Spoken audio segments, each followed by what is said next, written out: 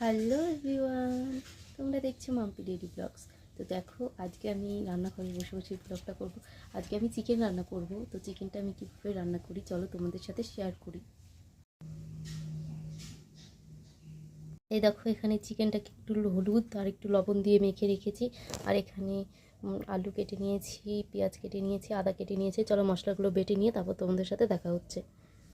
এই দেখো, এখানে আমি আদা আর জিরে বেটে নিয়েছি। এখানে আমি রসুন, পেঁয়াজ আর একটা লঙ্কা বেটে নিয়েছি। এখানে তো আলু আর ইসে কেটে নিয়েছি, দেখিয়েছি। এখানে মাংসটাও প্রায় ম্যারিনেট করে নিয়েছি। এখানে আমি একটু গরম মশলা ভেজে নিচ্ছি।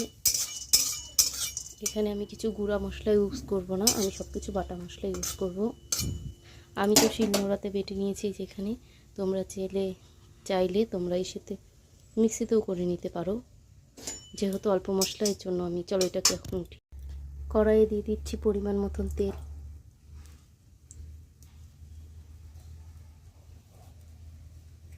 আজকে মাংসটা খুব একটু তেল মশলা কম দিয়ে তারপর রান্না করব।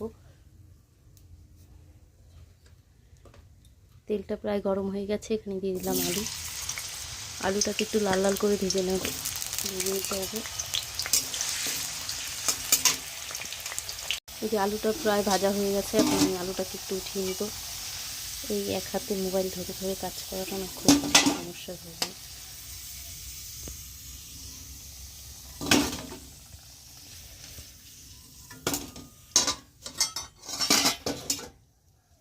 আমি কড়াইয়ে দিয়ে দিলাম জিরে। এখানে একটু জিরেটা একটু ভাজা হয়ে গেলে এখানে দিয়ে রেখে দিলাম কুচিয়ে রাখা পেঁয়াজ।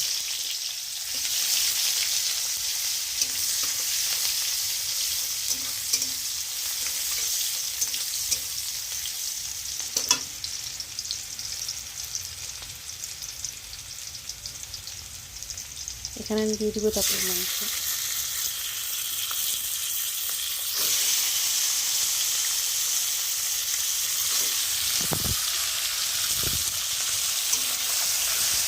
এটা একটু ভাজা ভাজা হয়ে যাওয়া পর্যন্ত মাংসটা আমার একটু ভেজে নেওয়া হয়ে যাচ্ছে।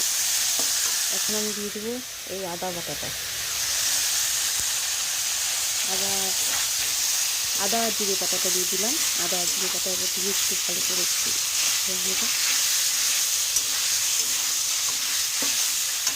এখন আমি দিয়ে দিচ্ছি।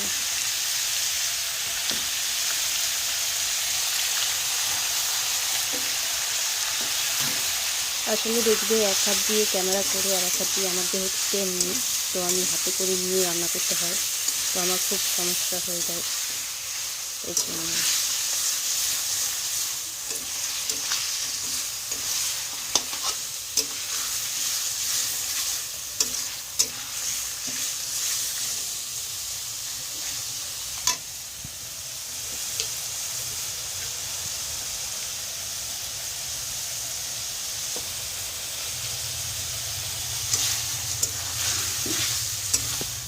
আমি দিয়ে দিলাম একটু লবণ আর একটু হলুদ।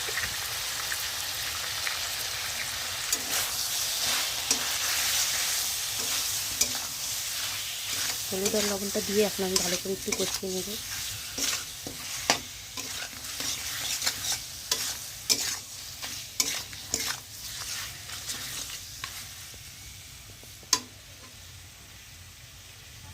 মাংসটা একটু ভালো করে কষিয়ে নিয়েছি। এখন আমি কিন্তু এর মধ্যে কোনো রকম গুঁড়া মশলা ইউজ করিনি, শুধু বাটা মশলা যেটা দেখালাম, পেঁয়াজ বাটা, আদা বাটা, রসুন বাটা, জিরে বাটা, এই বেশি কিছু মশলা ইউজ করেছি। তবুও দেখো মাংসের কালার কিন্তু লাল লাল চলে এসেছে।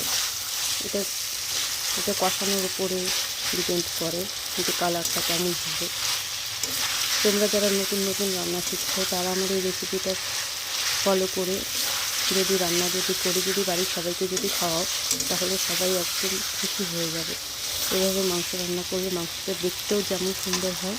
এখানে আমি একটু ভাজা আলুগুলো আগে দিয়ে নিই, তারপর তোমাদের সাথে গল্প করছি। এখানে একটু ভাজা আলুটা দিয়ে দেবো। ভাজা আলুটা অনেকে একটু পরে দেয়, কিন্তু আমি একটু আগে দিয়ে দিলাম, কারণ সেদ্ধ হওয়ার একটা ব্যাপার থাকে। এই আগে যে কষাতে যে আলুটা যে সেদ্ধ হবে না, ওইটার মধ্যে একটা জুসি ব্যাপার থাকে। আর যেটা ঝোলের মধ্যে দিয়ে দেওয়া হয় পরে, ওই আলুটার টেস্ট আলাদা হয়।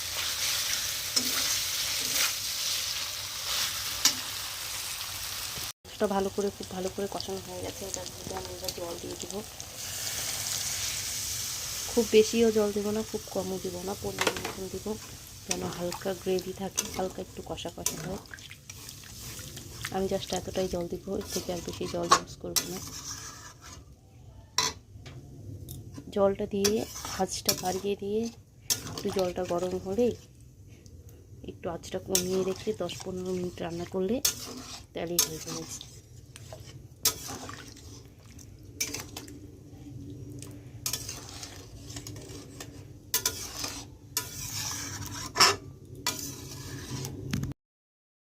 দেখো মাংসটা প্রায় হয়ে গেছে সিদ্ধ। এখন আমি এটার মধ্যে গরম মশলা বেটে যেটা রেখেছিলাম ওটা আমি দিয়ে দিব। এটা দিয়ে একটু নাড়াচাড়া করে নামিয়ে দেব। আর যাদের এই ভিডিওটা খুব পছন্দ হয়েছে তারা লাইক কমেন্ট শেয়ার প্লিজ করে দেবে। আর এইটা এখন আর বেশিক্ষণ ফোটাতে হবে না, এটা জাস্ট হয়ে গেছে। প্লিজ প্লিজ প্লিজ শোনো সবাই, আমি বলছি তোমরা সবাই যদি একটু সাপোর্ট করো তাহলে খুব তাড়াতাড়ি আমি দাঁড়িয়ে যাব। কারণ সবারই একটা ইনকাম করার একটা ব্যাপার থাকে। তো আমি বেশি দূর পড়াশোনা করিনি, তো আমার খুব ইনকাম করার খুব শখ। তো প্লিজ তোমরা সবাই সাবস্ক্রাইব করে দিও।